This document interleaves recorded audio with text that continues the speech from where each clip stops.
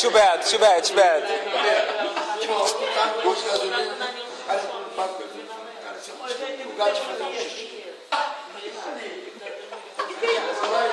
O cara chegou lá e fez um xixi. Aí chegou o outro, né? O outro chegou, olhou.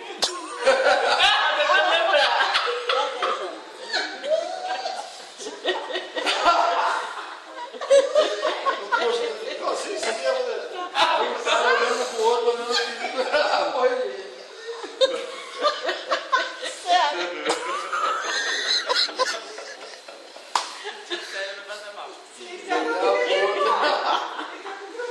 Aí o outro virou pra nós. Vale bom que deixa a vovó louca. O outro olhou pra nós. Eu vou contar essa porra. Vai, ou troca eu vou a parar. Não, continua. Conta, porra!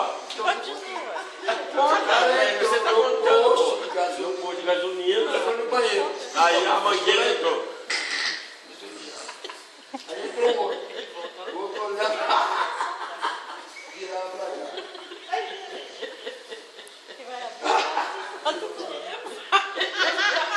Aí virou pro cara. Falou pro cara assim: você não quer me comer, não? Aí o cara olhou pra ele e disse: só se você quiser me comer também.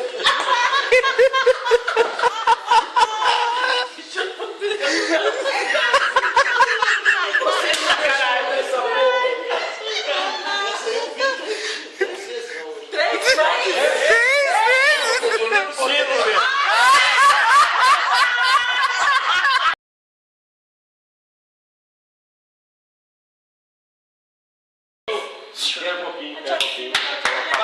Espera um pouquinho. Olha aqui, o moleque nasceu falando. Não, falando? Mãe, eu vou morrer 11 horas. Ele falou? Puta que eu pariu, desgraçado.